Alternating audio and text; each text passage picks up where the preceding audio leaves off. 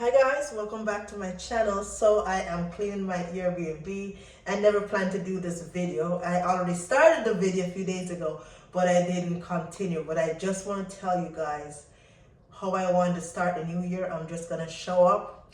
I stopped doing my YouTube for over a year and a half because I was always looking a mess because I was working on my Airbnb and I was never able to put makeup on or get the glam going because I was always messy.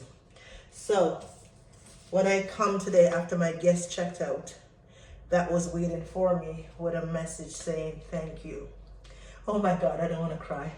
So yesterday I took my daughter out on a date, and I was able to take my daughter out on a date from a $30 tip that another guest leave me in a gift card setting, in a Tim Hortons setting.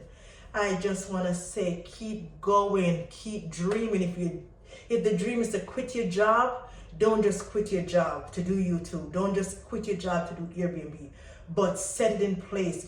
Start strategizing, start making your plans, because YouTube was never my plan A, nor Airbnb at the time was never my plan A, but it's to get myself in line to make it become my plan A. And oh my God.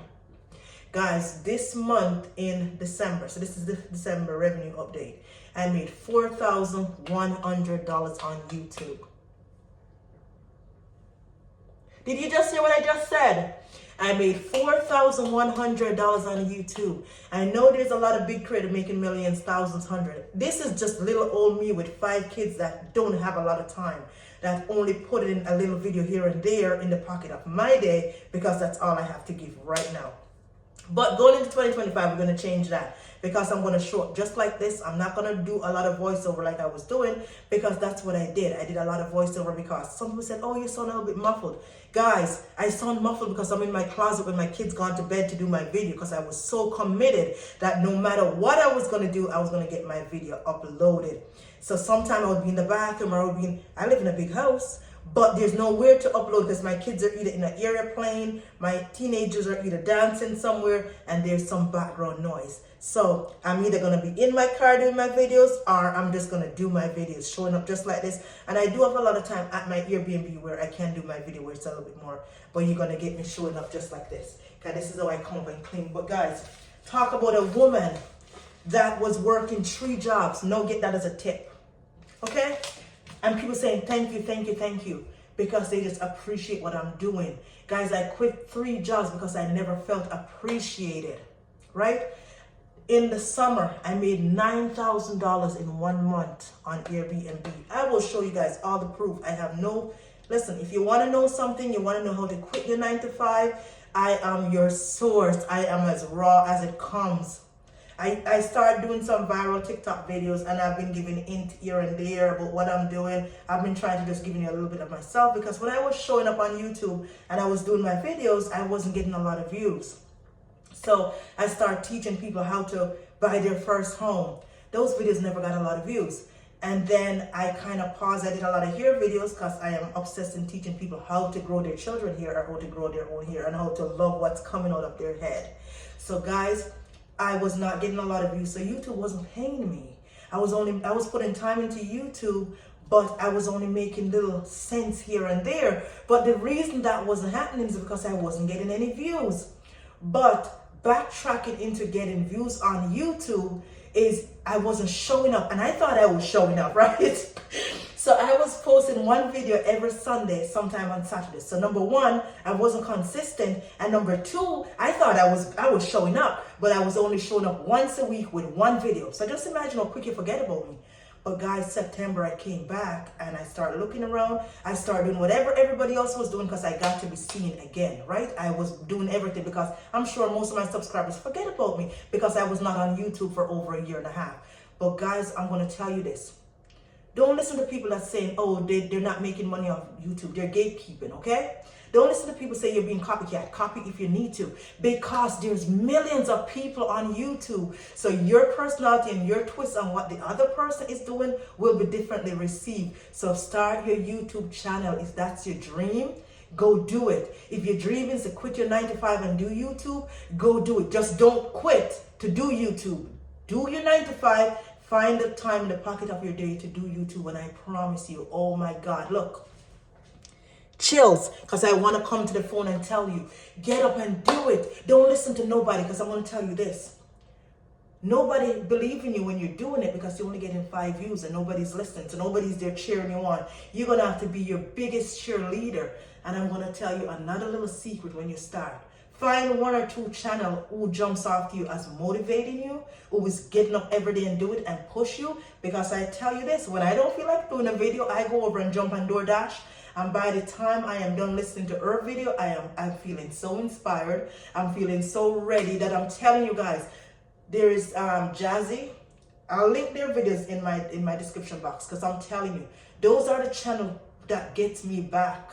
Those are just regular people that are saying, go out there, get your money, get on the go. And I decided to jump back on YouTube. The first one that I jumped back, I made $180, which that was amazing. Because I'm like, God, I could have fed my kids. I could have feed my kids a few days from that. Then the next month I made 500, and the next month I made 500.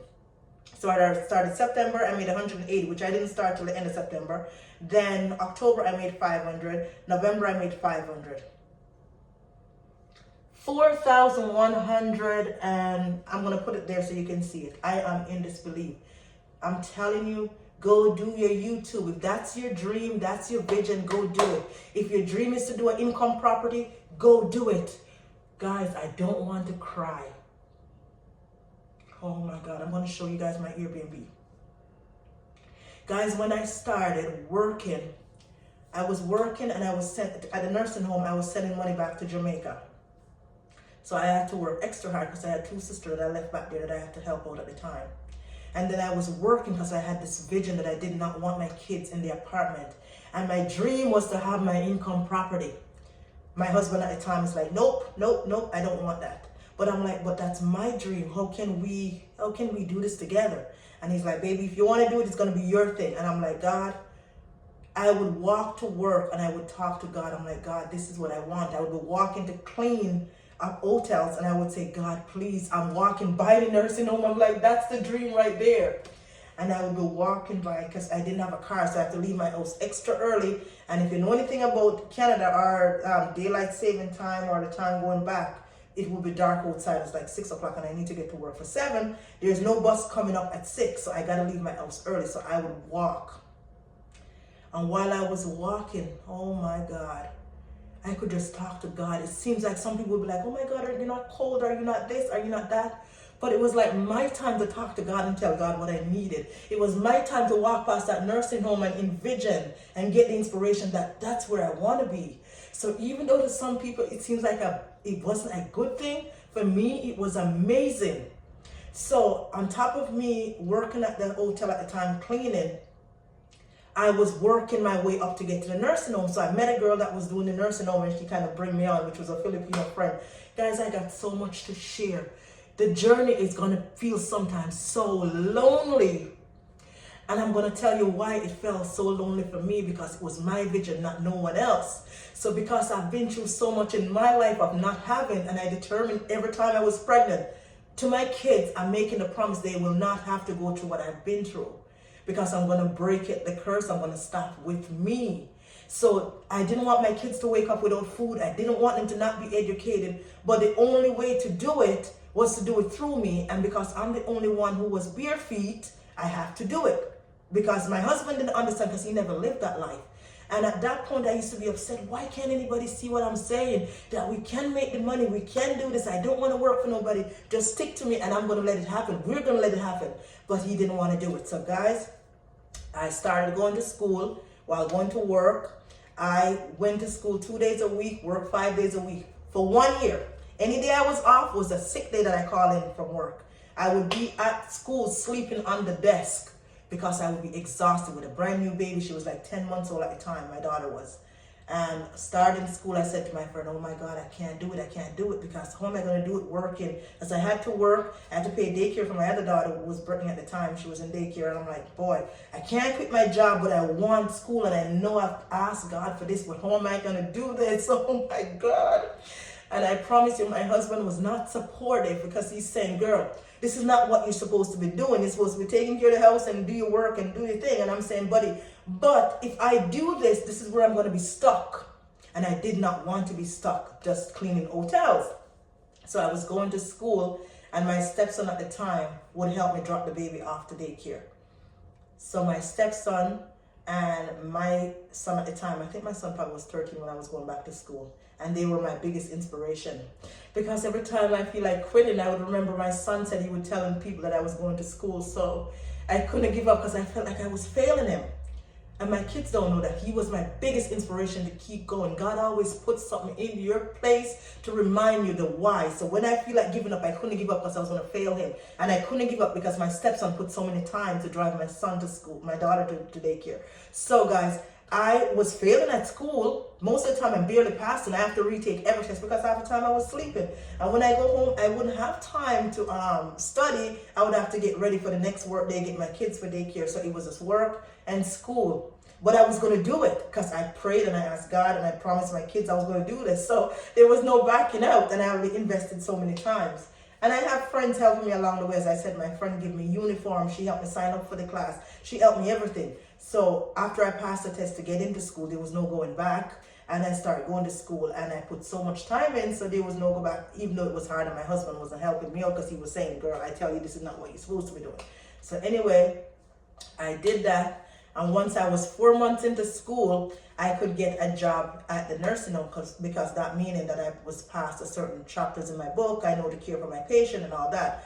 So I learned how to assist with medication. So all the basic stuff that I would need to care for a human, I already done. So they offered me a job for Christmas. So I started summer, and by Christmas I was offered a job. And I'm like, what? This is crazy. So I start making $18 an hour.